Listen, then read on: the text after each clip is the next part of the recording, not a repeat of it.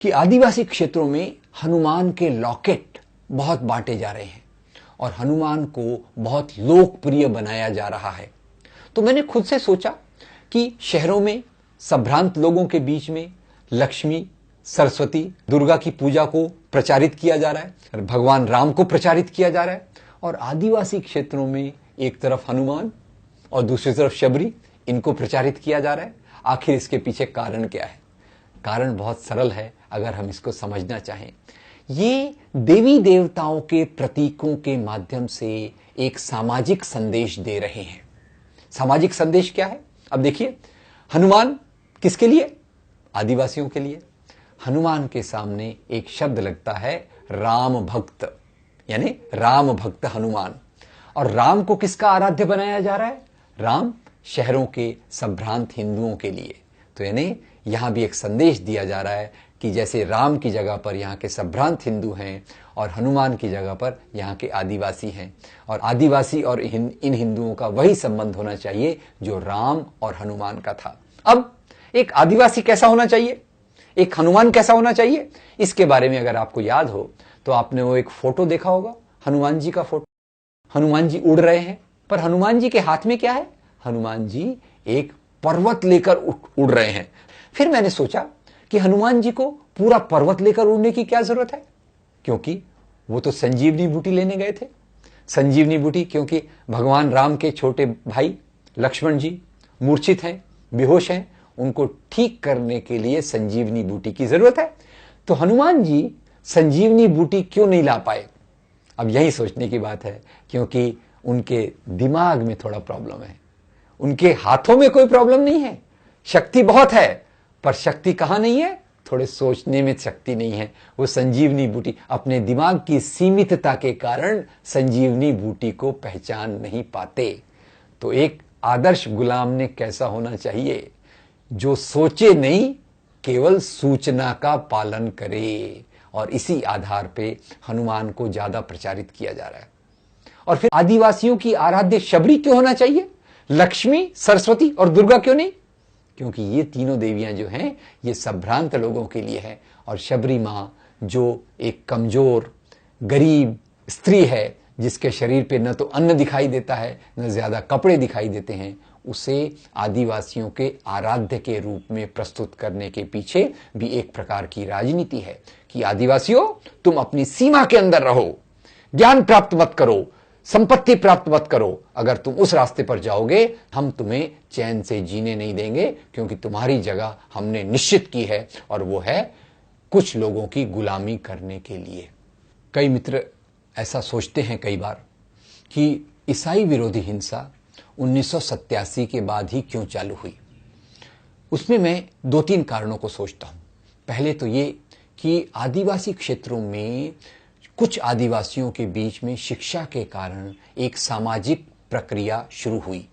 ये सामाजिक प्रक्रिया उनकी बेहतरी की थी, उनकी बराबरी की ओर जाने की प्रगति की थी। दूसरी ओर इन्हीं क्षेत्रों से आदिवासियों ने अपने जल, जंगल, जमीन की मांगों को रखना चालू किया। दूसरा ये सोचा गया कि 1980 के दशक में जो पहले बड़े दंगे हुए, ये दंगे दलितों के खिलाफ हुए, ये दंगे कमजोर लोगों के खिलाफ हुए। 1980 के दशक के मध्य में सोचा गया कि आदिवासियों का एक बहुत बड़ा एरिया है, और अगर हम इनके वोटों को प्राप्त कर लें, इनको अगर हम सोशल इंजीनियरिंग अगर करके इनको अगर हम अपना चेला, अपना मानने वाले बना लेंगे, तो एक तरफ से तो इस एरिया में हमको वोट मिलेंगे, और दूसरी तरफ से हम इनको अपने हस्तक के रूप में इस्तेमाल करके दूसरे लोगों के खिलाफ हिंसा के लिए प्रवृत्त करेंगे। ये बात गुजरात के दंगों में देखने के लिए आई। गुजरात के दंगों में जहां संभ्रांत लोग, विश्व हिंदू परिषद वाले, बजरंग दल के नेता, बीजेपी के नेता अपने घरों में बैठे थे, उसी समय उन्होंने ऐसी प्रक्रियाएं शुरू की जिससे वहां के दलित और आदिवासियों के माध्यम से उन्होंने हिंसा करवाई। इससे ज्यादा चालाकी और खतरनाक चाल और कोई नहीं हो सकती। जहां तक आरएसएस का सवाल है, इसकी नीति काफी स्पष्ट है। 1960 से जबलपुर से जब दंगे शुरू हुए, तो उसी समय इन्होंने नारा दिया था, पहले कसाई फिर ईसाई। तो पहले हम मुसलमानों के खिलाफ हिंसा करेंगे और धीरे धीरे ईसाइयों को उसमें जोड़ लेंगे। ये जो भारत में प्रक्रिया चल रही है, इसके बहुत सारे साम्य जर्मनी में हमें दिखाई देंगे।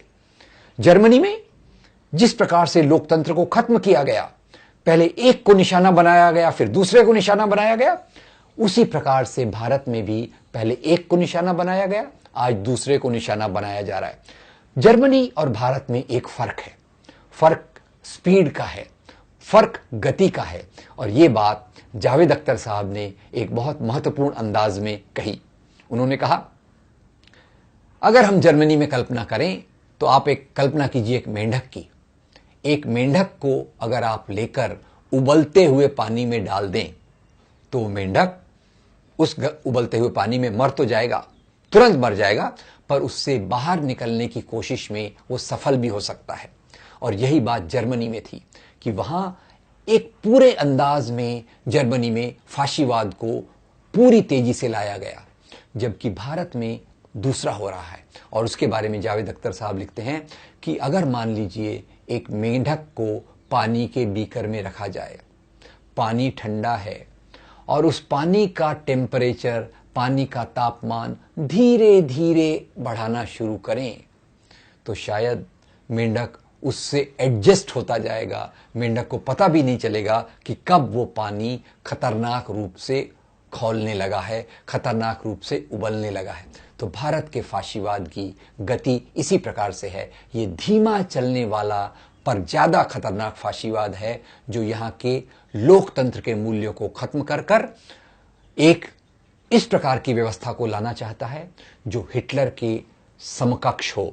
और इसमें उसने पहले मुसलमानों को अपना निशाना बनाया और आज वो ईसाइयों को निशाना बना रहा है। इसके बाद ये जो निशाना बनाएंगे वो यहाँ के लोकतंत्र में मानने वाले लोगों का, लोकतंत्र में विश्वास करने वाले लोगों का इसमें इस प्रकार से निशाना बनाया जाएगा। ये जो मैं कह रहा हूं ये गलत है, क्योंकि ऑलरेडी उनको भी निशाना बनाया जा रहा है। और जो कोई मानवाधिकार के कार्यकर्ता अब अल्पसंख्यकों के अधिकार के बारे में बात करते हैं, उन पर भी उंगली उठने की प्रक्रिया की शुरुआत हो चुकी है। भारत की इस प्रक्रिया को अगर हमें देखना हो तो मुझे पैस्टर मार्टिन निमोलर की वो कविता याद आती है जो उन्होंने अपने मरने के पहले लिखी। पैस्टर मार्टिन निमोलर जर्मनी में रहते थे। उन्हीं की आंखों के सामने वहां के यहूदियों का कत्लेआम हुआ, कम्युनिस्टों को मारा गया, ट्रेड यूनियनिस्टों को मारा गया, पर पैस्टर मार्टिन निमोलर ने अपनी आवाज नहीं उठाई।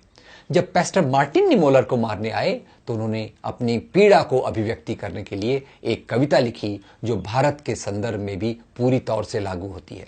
पैस्टर मार्टिन निमोलर लिखते हैं, पहले वो यहूदियों के लिए आए, मैं खामोश रहा क्योंकि मैं यहूदी नहीं था। फिर उन्होंने कम्युनिस्टों को मारा, मैं फिर खामोश रहा क्योंकि मैं कम्युनिस्ट नहीं था। फिर उनका हमला ट्रेड यूनियनिस्टों पर हुआ, मैं फिर खामोश रहा। और अंत में जब वो मुझे मारने आए, मुझे बचाने वाला समाज में कोई नहीं बचा।